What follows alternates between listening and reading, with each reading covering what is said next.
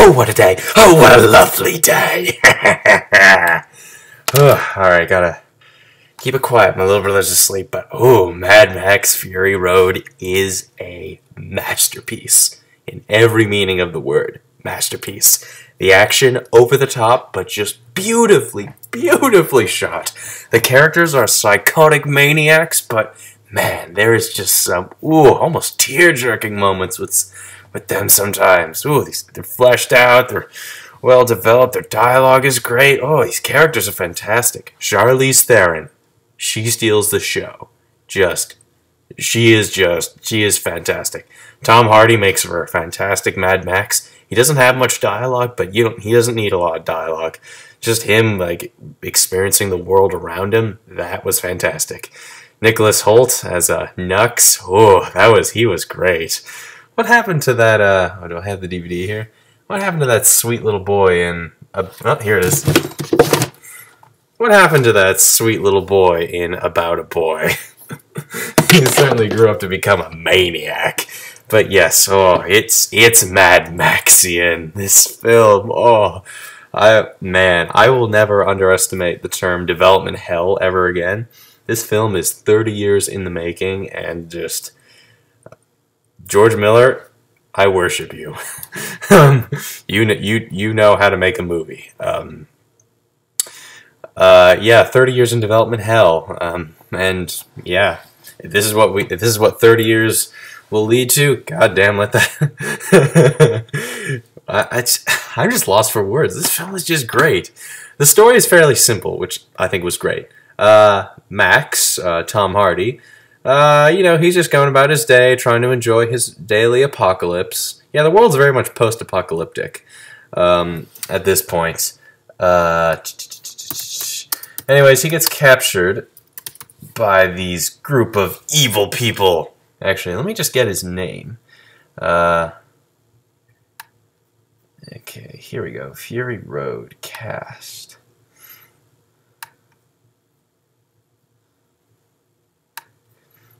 Basically, these group of people that kind of worship this one evil guy. I forget his name, but he wears this crazy mask, and there's a bit of Darth Vader in him. He's kind of like Skeletor meets Darth Vader. I think Chris Stuckman put it. Anyways, he's basically looked at as a god. He controls water, he controls oil or gasoline. He's a god, basically. That's how the people view him. Anyways, Furiosa, Charlize Theron, who really just, give that woman another Oscar. She is phenomenal in this movie. It should have been called Mad Max Furiosa. Oh man, she steals the show. She's fantastic. Her and that robot arm of hers is sweet. She like shaved most of her head for the role. She's fantastic, Charlize Theron. Tom Hardy's also great. Anyways, lost words there. Furiosa has to drive the War Pig, I think it's called, which is really a character in itself. It's this big truck with this giant like gasoline thing on the back of it. Anyway, she has to drive the Fury Road to pick up 3,000 gallons of gasoline. But however, though, she's actually trying to smuggle these 5 women that are the wives of the main villain, just trying to get them to safety. And how Max fits into this? Well, he sort of gets captured early on. He kind of gets crucified to a car, to Nux's car, Nicholas Holt's character. And he's sort of caught in the middle of it. He's just like, he just wants to survive, really, which I thought that was great. He just gets caught in the middle, and he doesn't really know what he wants to do. It's like, do I help them? Do I get out of here? Like, there must be something I can do here. So he kind of makes an uneasy truce with Furiosa, and that, yeah, okay, he'll help her.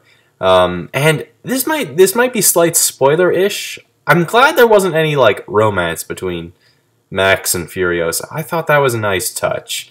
I don't know, I just thought it was something simple, but I like that there wasn't a romance between them. I don't know, it just seemed like it was I just thought it was a nice touch. But yeah, it's very much post-apocalyptic world, and just, if you've never seen a Mad Max film, you're not going to like this film very much. Now, I actually watched all 3 of them recently, like, not even a week ago. I only watched them once each, so I didn't quite pick up on all the references, maybe. The odd ones here and there, but I would have to probably sit down and watch all three of them in depth again. But this film felt fairly accessible, but it is good to know what you're getting into. Psychotic maniac characters, check. S&M references and imagery, check. The most crazy fucked up cars that just look like that just look like a steampunk's wet dream, check. What else? Just overall batshit insaneness, check. Oh, this film is just, oh, it's so good. Yeah. But yeah, and so Max gets caught in the middle of this and decides to help these women. Nux gets sort of caught up in the middle of all this. And yeah, that's pretty much the story in a nutshell. I don't want to spoil any much more than that. The characters are great. They go through quite a bit of development as well. Nux in particular. Charlize Theron is the one who's Furiosa. She's the one who's fleshed out the most, which I think that was good. I think it was good that the story kind of focused on her the most. Like I said, Tom Hardy is Mad Max. He's great. He doesn't have a heck of a lot of dialogue, but like he's sort of like, he's a bit of our window in character. He's kind of experiencing this world. He's just taking this in. He's just like, I have no idea how to comprehend this. I thought that was so well done. And just, yeah, the real star of this is George Miller. Like, he shows us how to make a summer movie again.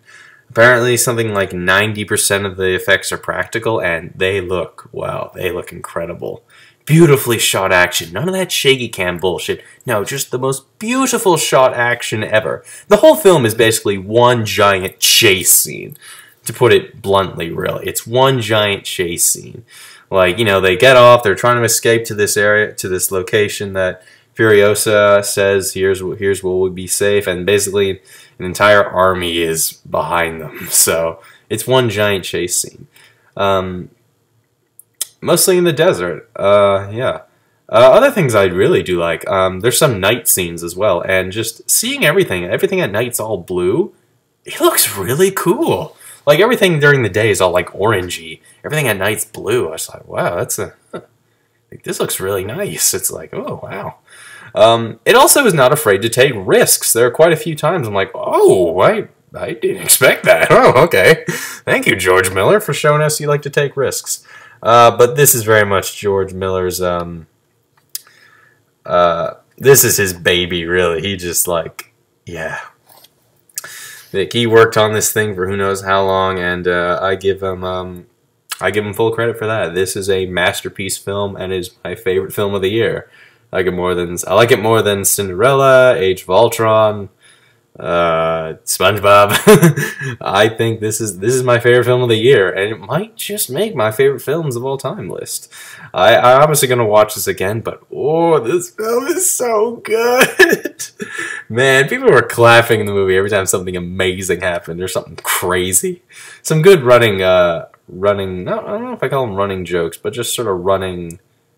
Yeah, I guess running gags. This guy playing a guitar on top of a giant truck that's also a flamethrower. He's a sort of reoccurring character. That was done well. I just like the mythos and everything. Everyone kind of, the art of the steering wheel, really, what the steering wheel means to them. Stuff like that. Even like hand gestures. It very much feels like post-apocalyptic done right, really. Just the sort of world. It's just so fascinating, really. But it definitely feels accessible. I mean, look, I watched all three Mad Max films, but I don't think I picked up on everything. So yeah, but it definitely feels accessible. Like, you can sit down and enjoy this film. Though, be mindful, this film is batshit insane. But the good kind of insane. The kind of insane I like. But yes, Mad Max Fury Road is getting a 10 out of 10. This is a masterpiece of a film. And as Chris Stuckman put it, it is a landmark in action films. I think this should probably prove to Hollywood that, hey, this is how you do action. And yeah, George Miller, I respect you. All right, take care.